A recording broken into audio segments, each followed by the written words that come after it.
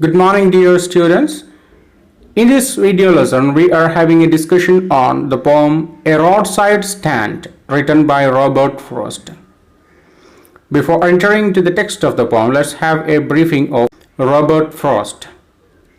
Robert Lee Frost, that's the full name of Robert Frost, was born on March 26, 1874 in San Francisco, California. He was an American poet. He is highly regarded for his realistic depictions of rural life and his command of American colloquial speech. His work frequently employed settings from rural life in New England in the early 20th century, using them to examine complex social and philosophical themes. A popular and often quoted poet, Frost was honored frequently during his lifetime, receiving 4 Pulitzer Prizes for poetry. So Frost has received 4 Pulitzer Prizes for poetry. His family life was miserable. His father died of tuberculosis and mother died of cancer. Only 2 among his 6 children survived, and a streak of mental illness ran throughout his family. Farming was his first love as a profession, but it was a failure, and so he took to teaching, and writing turned very successfully. In 1916, Frost was asked to recite his poem The Gift outright at John F. Kennedy's presidential inauguration. He died in 1863. His epitaph quotes the last line from his poem, The Lesson for Today, and the last line was this: I had a lover's quarrel with the world. Epitaph എന്ന് പറയുന്നത് സെമിത്തേരിയിൽ അദ്ദേഹത്തിൻ്റെ ശവക്കല്ലറയുടെ മുകളിൽ എഴുതി വെച്ചിട്ടുള്ള lines ആണ്. അദ്ദേഹത്തിൻ്റെ the lesson for today എന്ന് പറയുന്ന കവിതയിലെ അവസാനത്തെ വരിയായിരുന്നു I had a lover's quarrel with the world എന്നുള്ള ഈ വരിയാണ് അദ്ദേഹത്തിൻ്റെ ഒരു എപ്പിറ്റഫായിട്ട് എഴുതി വെച്ചിട്ടുള്ളത്. Now about the poem A Roadside Stand.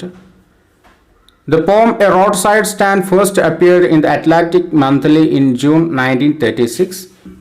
It was later included in the poetry collection A Further Range, which was published in 1936 with the subtitle On Being Put Out of Our Misery. Frost had also considered the title Euthanasia for the poem. In this poem, Frost deeply empathizes with the farmers of the village. The poem begins with a description of the roadside stand, a temporary shed on the roadside in front of the house of a village farmer, and the intention behind it, which is for the farmer to sell their fresh, if not so impressive produce to earn some money from people passing in their cars. However, no cars stop, and the people who do notice the roadside stand are critical of how it spoils the view because it is ugly or that it is badly painted, and the signs for north and south are wrongly pointed. No one notices the berries and the squash that are for sale. The farmer tells the travelers to keep their money if that is the way that they feel, and points out that the view is not as a hurt as the sorrow he feels on being ignored. Now into the text of the poem. The little old house was out with a little new shed in front at the edge of the road where the traffic sped. A roadside stand that too pathetically pled, it would not be fair to say for a dole of bread, but for some of the money, the cash, whose flow supports the flower of cities from sinking and withering faint. The poem starts with the description of the stand, or the shed. A small-time farmer has put up the shed outside his house along a highway, hoping that the passing cars would buy his goodies. He is trying to earn some city money, not by begging, but by selling his products to the city people who are traveling through the village road. The polished traffic passed with a mind ahead, or if ever aside a moment, then out of sorts at having the landscape marked with the artless paint of signs that with N turned wrong and S turned wrong, offered for sale wild berries in wooden carts, or crock-necked golden squash with silver warts, or beauty rest in a beautiful mountain scene. Unfortunately, no passerby stopped their cars and buy his goodies. Moreover, even if someone stares at the direction of the stand, they only criticize the badly pointed north-south signs without even noticing the wild berries and squash for sale. They also criticize how much this pathetically plugged shed spoils the beauty of the landscape. You have the money, but if you want to be mean, why keep your money this crossly and go along? The hurt to the scenery wouldn't be my complaint so much as the trusting sorrow of what is unsaid. Here, far from the city, we make our roadside stand and ask for some city money to feel in hand, to try if it will not make our being expand and give us the life of the moving pictures promise that the party in power is said to be keeping from us. The farmer tells the rich to keep their money if they are meant to be so cruel and mean. He is not hurt that they do not notice the stand or they do not notice the shed, but he is hurt at the way he is treated and ignored by the city people.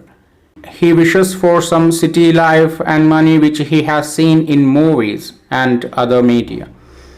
But according to the poet, the political parties are denying all these comforts to the people belonging to the villages.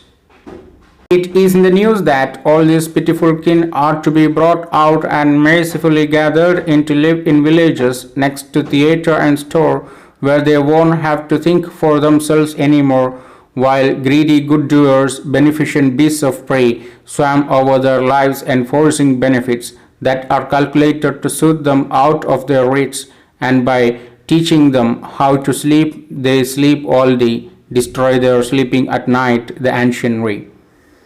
The poet here says that there are some benefactors or good doers of these poor people too, who take advantage of the miseries of these village people and take benefits out of it. So these types of people are described as beneficent beasts of prey.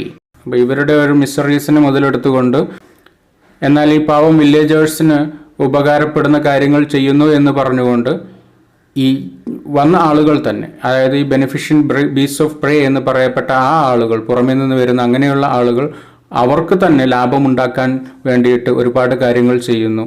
അങ്ങനെയുള്ള കുറച്ച് ആളുകളുണ്ട് എന്നാണ് poet പറയുന്നത്. Such kind of hypocritic people, they relocate the village people to such places where they can experience the cinema and the store. However, Frost says that these benefactors are selfish as they help these pitiful kin for their own advantage. These benefactors make the villagers completely dependent on them, thus robbing them of their ability to think for themselves or be independent. അപ്പോൾ ഇവരെ relocate ചെയ്യപ്പെട്ട സ്ഥലങ്ങളിൽ ഈ വില്ലേജേഴ്സിന് അവർക്ക് സ്വന്തമായിട്ട് ചിന്തിക്കാനോ പ്രവർത്തിക്കാനോ കഴിയാത്തൊരവസ്ഥയിൽ വരികയും അവർ full time ഈ ബെനിഫാക്ടേഴ്സിനെ depend ചെയ്ത് ജീവിക്കേണ്ട ഒരവസ്ഥയിലേക്ക് മാറിപ്പോവുകയും ചെയ്യുന്നു. So these benefactors make the villagers completely dependent on them, thus robbing them of their ability to think for themselves or be independent. During the ancient times, these villagers used to work day and night. This process has been changed by these greedy good doers who manipulate these innocent villagers and ask them not to use their own ideas. These villagers are now troubled and unable to sleep at night because they haven't worked in the morning. Sometimes I feel myself I can hardly bear the thought of so much childish longing in vain. The sadness that lurks near the open window there, that waits all day in almost open prayer for the squeal of brakes, the sound of stopping car, of all the 1,000 selfish cars that pass, just want to inquire what a farmer's prices are, and one to stop but only to plough up grass in using the yard to back and turn around, and another to ask the way to where it was bound, and another to ask could they sell it a gallon of gas. They couldn't, this crossly, they had none, didn't it see? In the following lines, Frost talks about his own personal feelings. He is intolerable towards the farmer's battered hopes. The windows of the farmer's house just ache to hear the sound of a car stopping to make some purchase. However, they are always disappointed as the cars stop either to inquire about the direction to some places or to ask for some gas. Gas here refers to petrol. American ഇംഗ്ലീഷിൽ പെട്രോളിന് gas എന്നാണ് ഉപയോഗിക്കുന്നത്. അപ്പോൾ ഈ കാറുകൾ നിർത്തുന്നത് ഇവരുടെ പ്രൊഡക്റ്റുകൾ വാങ്ങാൻ വേണ്ടിയിട്ടല്ല, ചിലപ്പോൾ അവർ ഡിറക്ഷൻ ചോദിക്കാൻ വേണ്ടിയിട്ടാണ് കാറുകൾ നിർത്തുന്നത്. അല്ല എന്നുണ്ടെങ്കിൽ അവർ പെട്രോൾ കിട്ടുമോ എന്നറിയാൻ വേണ്ടിയിട്ടാണ് കാർ നിർത്തുന്നത്. ഇനി അതുമല്ലെങ്കിൽ ചില കാറുകൾ അവിടെ സ്റ്റോപ്പ് ചെയ്യുന്നത് അവർക്ക് അവിടെ നിന്ന് തിരിച്ചു പോകാൻ വേണ്ടിയിട്ട്. ആ ഭാഗത്ത് യാർഡിലേക്ക് കുറച്ച് സ്പേസ് ഉണ്ടാവും, അപ്പോൾ അവരുടെ ആ ഒരു യാർഡിലേക്ക് വാഹനം തിരിച്ച് പോകാൻ വേണ്ടിയിട്ടാണ്, ടേൺ ചെയ്ത് പോകാൻ വേണ്ടിയിട്ടാണ് അവർ നിർത്തുന്നത്, അല്ലാതെ ഇവരുടെ പ്രൊഡക്റ്റുകൾ വാങ്ങാൻ വേണ്ടിയിട്ടല്ല. No, in country money, the country scale of gain, the requisite lift of spirit has never been found, or so the voice of the country seems to complain. I can't help owning the great relief it would be to put these people at one stroke out of their pain, and then next day as I come back into the scene, I wonder how I should like you to come to me and offer to put me gently out of my pain. The poet regrets that the yardstick of gain vested in money isn't found in the countryside at all. Money, he feels, elevates spirits, and the lack of it dampens the villagers' perspective towards life. They tend to express their grievance about a life bereft of money. At this point of time, the poet is overwhelmed with emotions and contemplates their pain at one go by changing their lives. But a later logical thought and a poised state of mind tells him the futility of this rash act. It might compel him to seek purgation of pain from others for his thoughtless decision. The poem is a critique of modernization. The shed or the stand is a painful symbol of a past that is diminishing, a proof of the decline of agricultural prosperity and an agrarian way of life. The farmer in the poem only wants to be able to enjoy some of the things that they take for granted. Frost expands his theme by saying that good doers who want to relocate the country people into the cities so that they can access stores and cinemas are actually doing harm because they are forcing these people to become reliant and unable to think for themselves. The poem continues with the poet's personal feelings of his despair at the dashed hopes of the farmer. He continues with the thought that the country people have made no progress and it might be better to put them out of their misery. But then good sense prevails and he puts himself in their position. The poem is a critique of modernization because of the meaninglessness and lack of emotion in the rich people. The city dwellers who are supposed to be the products of modernization only show lack of concern for the products of farmers and even find fault with them. In their mad pursuit of making profit, they cease to show kindness or compassion towards the poor people. Indeed, the poor villagers are victimized by property speculators, capitalists and politicians who conspire to rob them of their native land and lure them into mesmerizing world of the cities where they cease to think and act for themselves. But the villagers do not feel oneness with the city life even after they settle there. Instead, they feel the hollowness of city life and face the reversal of time and work ethics. The decline of the poor, the innocent and agrarian way of life is contrasted with the unfeeling, hollow attitude of the modern people. The poet tries to convey the idea that modernization diminished not only the past but the innocence of villagers. The roadside stand symbolizes the farmer's wish to enjoy the luxuries of city life. It is a symbol of the lives of poor and deprived countryside people who struggle to live with the thoughtless city people who don't even bother to notice the roadside stand that these people have put up to sell their goods at the edge of the highway outside. It is also a symbol of the hope of farmers since they believe that passing cars would buy the produce and earn a bit of the city money. Now, the figures of speech used in the poem. The poem is marked with Frost's skillful use of figures of speech. Let's try to find out those figures of speech used in the poem. First of all, transferred epithet. Transferred epithet is a figure of speech in which the modifier is shifted from the animate to inanimate. There are two examples of transferred epithet in a roadside stand. First one, polished traffic.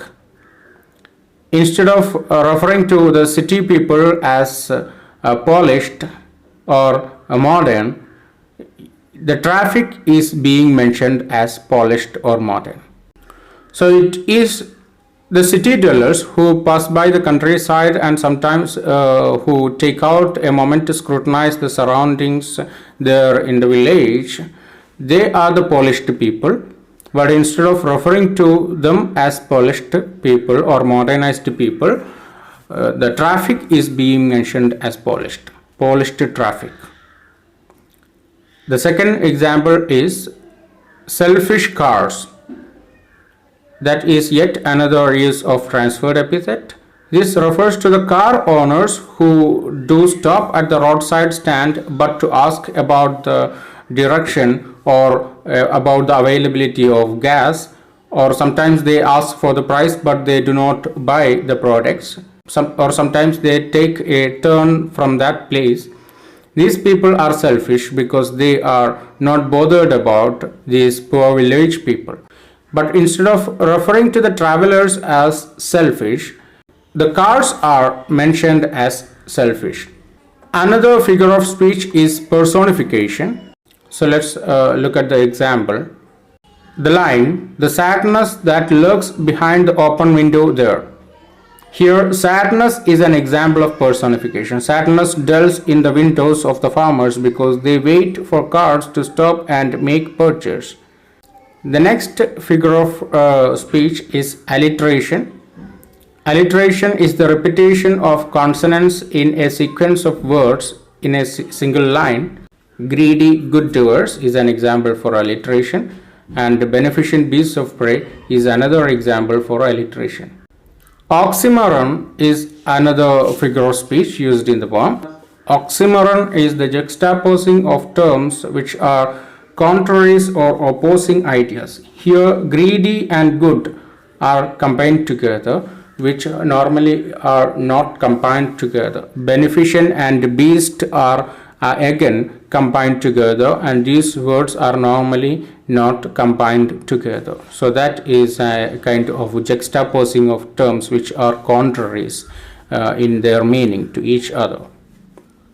So that's the end of this session. Thank you.